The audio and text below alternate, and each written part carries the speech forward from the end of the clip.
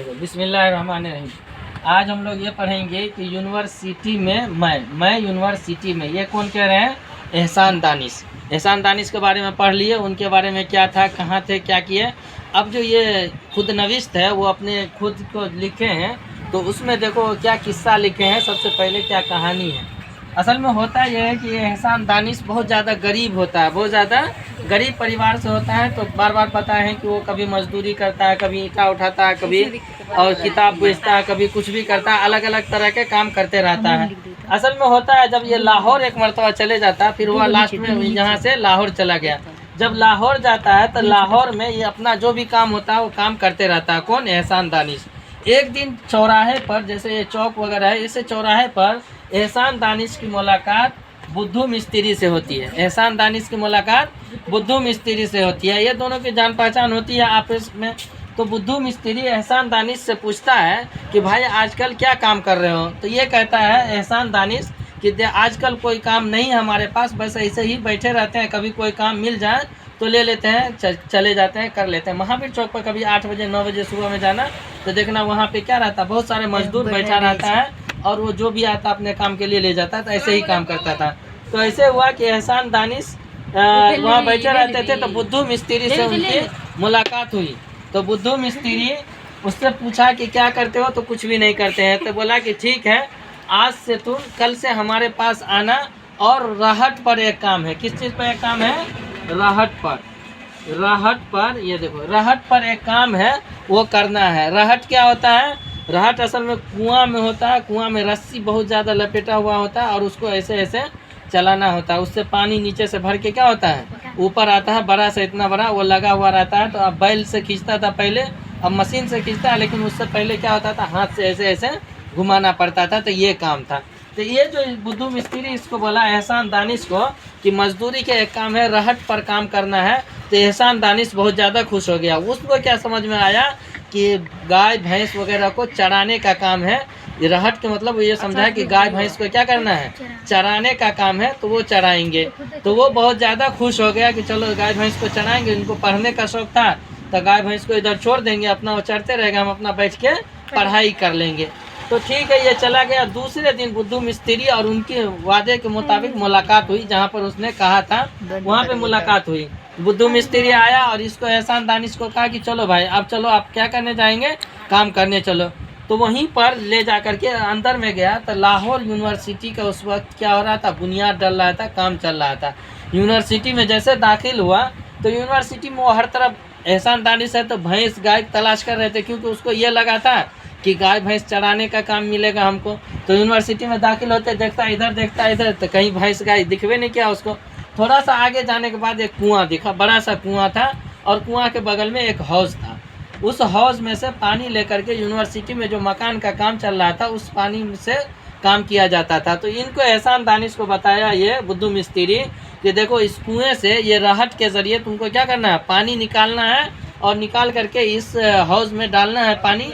इस हौज से मजदूर ले जाएगा, अपना काम करेगा, तुमको इसमें से पानी निकालना। उसको बहुत ज़्यादा ये लगा कि बताओ, हम तो किसी और काम के लिए आए थे, और लेकिन यहाँ तो कुछ और काम है। लेकिन दूसरे पहले दिन जब एहसान दानिश से बुद्धू मिस्त्री मिला था तो उसने पूछ लिया था कि भाई आओगे कि नहीं आओगे तो हम दूसरा मजदूर कर लेंगे। तो इसीलिए अब ये बेचारा ये हो गया कि अब कैसे हम मना करें। बोले ठीक है, हम करेंगे।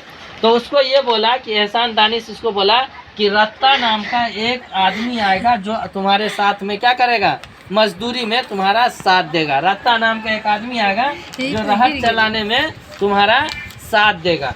तो वो इतने बात ही कर रहा था कि उधर से ये रत्ता नाम का आदमी आया। ये आया और ये तो पहले से काम करता था उसमें, तो ये इसको पता था, तो अपना काम शुरू कर दिया। तो ये जो था बुद्धू मिस्त्री, ये रत्ता को बताया कि देखो, ये एहसान दानिश है, आज से ये तुम्हारे काम में हाथ बटाएगा और दोनों मिल करके काम करना। अब काम करने का क्या तरीका होगा भाई, एक ही आदमी करना है, एक आदमी को बैठना है। तो 1 घंटा ये रत्ता करेगा और 1 घंटा एहसान दानिश करेगा। तो पहले 1 घंटा रत्ता काम किया उस पर। जब ये थक गया तो एहसान दानिश को बुलाया। तो एहसान दानिश क्या करता था, जब 1 घंटा ये आराम करता था तो 1 घंटा एहसान दानिश करता था। जब एहसान दानिश का आराम करने की बारी आती थी, वो किताब लेकर के अपना मुताला करने लगता था, पढ़ने लगता था। फिर जब 1 घंटा पुर जाता था तो रत्ता हट जाता था, यह आता था। इसी तरह 4 से 5 घंटा दिन में मुताला इनका हो जाता था। 5 घंटा काम कर लेता था, शाम में हो गया। इसी तरह चलते रहा बहुत दिनों का। ऐसे चलते चलते ये दोनों इसका दोस्त बन गया, अच्छा सा दोस्त बन गया रत्ता। अब होता क्या था, जब ये पढ़ने लगता था और पढ़ते पढ़ते इसको नींद आ जाती, थका तो रहता था, नींद आ जाती थी एहसान दानिश को। तो 1 घंटा के बजाय रत्ता 2 घंटा क्या करता था, काम करते रहता था। इसको उठाता नहीं था। क्यों? बहुत ज़्यादा नरम दिल आदमी था ये रत्ता।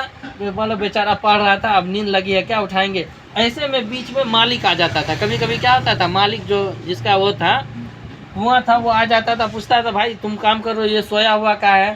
तो झूठ बोल देता था उससे कि देखो ये सोया हुआ नहीं है, 1 घंटा हम करते हैं, 1 घंटा वो करता है। तो वो अपनी बारी पूरा करके अब वो बैठा है, सोया है, जब उसकी बारी आएगी तो हम उसको उठा देंगे, तुम जाओ, तुम्हारा काम होने से मतलब है, तुम कौन सो रहा है कौन जग रहा है उससे मतलब नहीं है।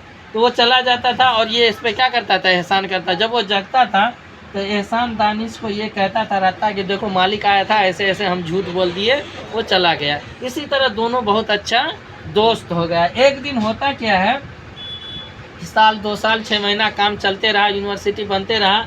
ये रत्ता अब ये क्या किया, ये रत्ता जो था इसको एहसान दानिश को बोला कि देखो अब हम 2 घंटा काम करेंगे, 2.5 घंटा काम करेंगे और तुम सिर्फ 1 घंटा काम करोगे। इसलिए कि तुम 1 घंटा पढ़ लेना, 1.5 घंटा, और 1 घंटा सो लेना। तब तक हम 2.5 घंटा क्या करेंगे, काम करेंगे, तुम 1 ही घंटा काम करना। इतना ज़्यादा ये दयालु था, बहुत ज़्यादा दोस्ती हो गई दोनों में। अचानक एक दिन रत्ता नहीं आया काम पे, एक दिन ये काम पे नहीं आया।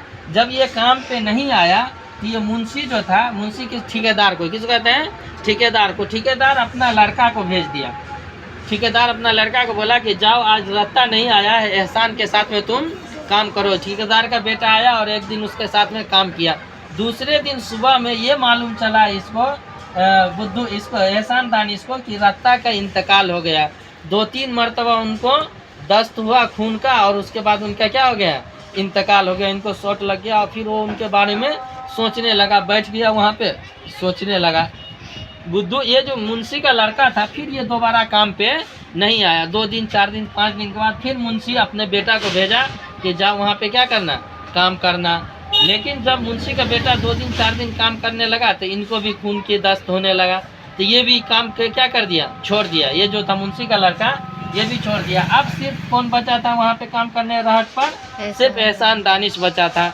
अब जब ये आया एहसान दानिश के पास, ये आया मुंशी और कहा कि देखो भाई अब तो जो भी हर तरफ ये अफवाह फैल गया कि जो भी उस पे जाता है काम करने के लिए उसको खून की उल्टी होती है और वो क्या हो जाता है, मर जाता है। तो कोई आदमी उस पर काम करने के लिए तैयार नहीं होता था। लेकिन इनके साथ मजबूरी थी, एहसान दानिश के साथ मजबूरी ये थी कि 1 घंटा 2 घंटा काम करता था, 2 घंटा पढ़ लेता था। इनको पढ़ने के लिए भी चाहिए, और कहीं जाता तो पूरे दिन काम करवाता। यहाँ पे ये होता 2 घंटा पढ़ के 2 घंटा काम करता था। तो ये आया मुंशी और इससे कहा कि देखो अब तो कोई यहाँ काम करने आना नहीं चाहता है, ऐसा करो कि तुम्हारा कितना 12 आना, कितना है 12 आना दिन भर का मजदूरी है, तुम 24 आना ले लेना और तुम ही 2 आदमी का काम क्या कर लो, एक के बजाय 2 आदमी का काम करो। मान लो 100 बाल्टी पानी निकालते हो तो 200 निकालना, लेकिन एक के जगह तुम ही कर लो। ये बेचारा तैयार हो गया कि ठीक है हम इसमें क्या करेंगे, काम करेंगे। और ये अपना काम करने लगा। करते साल 2 साल जितना भी हुआ, यूनिवर्सिटी बन करके तैयार हो गई और काम वहाँ पे क्या हो गया, ख़त्म हो गया। इसकी यहाँ से एहसान दानिश की यहाँ से छुट्टी हो गई। लेकिन ये एहसान दानिश पढ़ाई से अपना दिल नहीं हटाया, पढ़ते ही रहता था। उसके बाद इसकी मुलाकात, एहसान दानिश की मुलाकात राजमिस्त्री से हुई। किससे हुई, अकबर से। राजमिस्त्री अकबर से हुई और अकबर इसको ले जा करके राजमिस्त्री के काम कराने लगा। उसके बाद फिर कहाँ गया, नहीं गया। कुछ दिनों के बाद 2 साल 4 साल 5 साल के बाद ये जो है, ये क्या नाम है इसका, एहसान दानिश लाहौर यूनिवर्सिटी में, ये जो यूनिवर्सिटी का काम चल रहा था, किसका चल रहा था, लाहौर यूनिवर्सिटी का काम चल रहा था। तो एग्जामिनर बन करके आया। क्या बन करके आया, एग्जामिनर बन के। एग्जामिनर कहते हैं एग्ज़ाम लेने के लिए जो टीचर आता है उसको। तो ये जब यूनिवर्सिटी बन रहा था तब क्या कर रहा था, ये इसका काम कर रहा था, पानी निकालने का काम कर रहा। लेकिन जब 10 साल 5 साल के बाद उसी यूनिवर्सिटी में वो प्रोफेसर बन करके आया, एग्जामिनर बन के आया, तो जो लोग इसको जानता है सब आँख फाड़ के देखने लगा, भाई ये कौन आदमी आ गए, तो सब उससे पूछता था तुम एहसान दानिश हो, तो बोला हाँ हम एहसान दानिश है। तो ये कैसे, तो भाई पढ़ाई में पूरे लगन लगा करके क्या कहते पढ़ाई किए थे और ये बन गए। तो इसमें यही बताया गया है कि एहसान दानिश अपनी गुर्बत के वजह से उसने पढ़ाई को कभी पीछे नहीं किया और पढ़ाई हमेशा दिल लगा करके किया, और आगे चल करके जिस यूनिवर्सिटी में वो मजदूरी का काम किया था उसी यूनिवर्सिटी में वो टीचर के हैसियत से आए, तो उसका सीना कितना फख्र से बड़ा हो गया होगा कि जिसमें आज मान लो कि हम इसमें झाड़ू पोछा का काम कर रहे हैं, कल हो करके आके हम इसमें पढ़ाने लग जाएं तो इससे बढ़ के तो कोई तरक्की नहीं हो सकती है। तो इससे ये लिख करके मुसन्निफ या खुद नवीस ये लिख करके एहसान दानिश लोगों को ये कहना चाह रहे हैं, बच्चों को ये कहना चाह रहे हैं कि हालात चाहे जैसे भी हो, हालात जैसे भी हो, हालात अच्छे भी हो सकते हैं और बुरे भी हो सकते हैं। मान लो पैसा है तो ऐसा नहीं अब पैसा नहीं है तो हम पढ़ाई छोड़ देंगे, ऐसा नहीं है। एक ये क्या नाम है, संविधान के निर्माता कौन है, भीमराव अंबेडकर। भीमराव अंबेडकर के बारे में पढ़ेगी तो उनको इतना ज़्यादा ये हुआ कि उनको क्लास में लोग बैठने नहीं दिया जाता था। क्यों?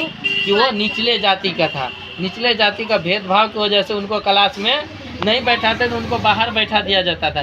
लेकिन उसके बावजूद उन्होंने पढ़ाई को आगे रखा और हमेशा आज ऐसा है कि जब तक उसको लोग सलाम नहीं करेगा, जब तक भीमराव अंबेडकर का नाम नहीं लेगा तब तक कोई शपथ नहीं लेता है और कोई कुछ नहीं करता है। तो पढ़ाई का ये महत्व है, तो ये लिख करके इसमें यही बताया गया है।